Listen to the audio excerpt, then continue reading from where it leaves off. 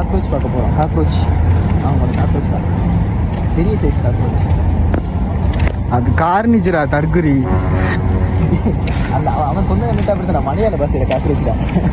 என்னன்னா மலையாள காக்ரோச்சா? எல்லா காரையும் டாக்ஸி ஓட்ட விட்டாங்க கடைசியில். கேட்டால் எல்லாம் என்னென்ன காராக இருக்குது தெரியுமா கடைசியில்? எப்படின்னா எங்களை ஊரில் வந்து தங்க புதையல் மாதிரி ஒழிச்சு வைக்கிற காரில் அவ்வளோ. இங்கே பார்த்தா மீன் விற்கிறதுக்கும் நாங்கள் கனவுல நினைச்சது இங்கே நினைவுபடுத்தி டஸ்ட்டுக்குள்ளே நிற்குதுடா பிஎம்டபிள்யூ. பிஎம்டபிள்யூனால டெலிவரியே நடக்குது. பிஎம்டபிள்யூ தான் அங்கே எப்படி ஒரு லக்ஸரி காரு. லக்ஸரியில் தானே ஒருத்தன் கார் வெட்டியிருக்கான். செஞ்சு நடந்துட்டேன்.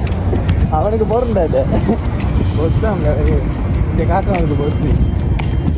கட்ட விடு என்னமா இருக்கு. செக்ஸியாக இருக்கா? செம்ம செக்ஸிடா. நீ என்ன இது கொஞ்சம் நாளைக்கு நான் வச்சுக்கிறேன், கொஞ்சம் நாளைக்கு நீ வச்சுக்க. கட்சியை அங்கால போயிருக்கு. இதே நம்ம ஊர் சாமான்.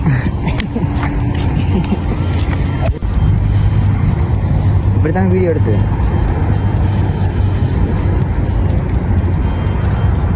அச்சான் எவ்வளோக்கு அந்த ஐஸ் பழம் வேணா சொல்கிறேன் எவ்வளோத்துக்கு வேணும்? 2 சொல்லிட்டேன்டா. சொல்லு எவ்வளோத்துக்கு வேணும்? ஒரு கிராம் 4 கிராம் டாடி ஒரு ஐஸ் பழம்டா. ஆனால் இன்னும் வரைக்கும் அதை என்னால் ஏற்றுக்க முடியல. அவளை எங்களை ஏமாத்துற மாதிரி எனக்கு ஃபீல் ஆகுதா உனக்காகல? அவள் வந்து 1 பீஸ் வந்து 4 கிராம் சொல்கிறதுக்கு பதிலாக 1 கிராம் சொல்லுங்க. 1 கிராம் என்ன சிங்கே ஆகுதா? அதுதான்டா நான் உண்மையாக 1ன்னு சொன்னா மச்சான். 2-3 தடவை கேட்டேன்டா. அவளுக்கு இங்கிலீஷ் தெரியலையா? இல்லை அவள் காய்ச்சி இங்கிலீஷ் எங்களுக்கு புரியலையா? வேணும்ன்றதான் அப்படி வைக்கிறியா? ஏன்னா நாங்கள் வந்து இப்போ ஃபாரினர்ஸ் இல்லை ஏன்னா இல்லை ஃபாரினர்ஸ்லேயே நம்ம கொஞ்சம் அடிமட்ட போயிடும். என்ன சொன்னாங்க? ஐஸ்கிரீம் சாப்பிட வந்து கனவா கண்ட திரும்ப வந்துருக்காங்க. அப்பயும் சொன்ன ஐஸ்கிரீம் வேணும் தலையால அடிச்சுக்கிட்டேன். பிடிச்சேன் விட்டு நமக்கு ஊத்துட்டா எங்களுக்கு.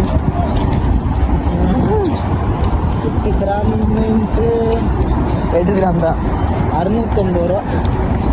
650 ரூபாய்க்கு 2 கோன் ஐஸ். எந்தாடா இது? ஐயோ சரி, அவ்வளோ ஒன்றும் எக்ஸ்பென்சிவ் இல்லை. இல்லை பட் நான் ஏமாந்துட்டேன். பரவாயில்ல எல்லாம்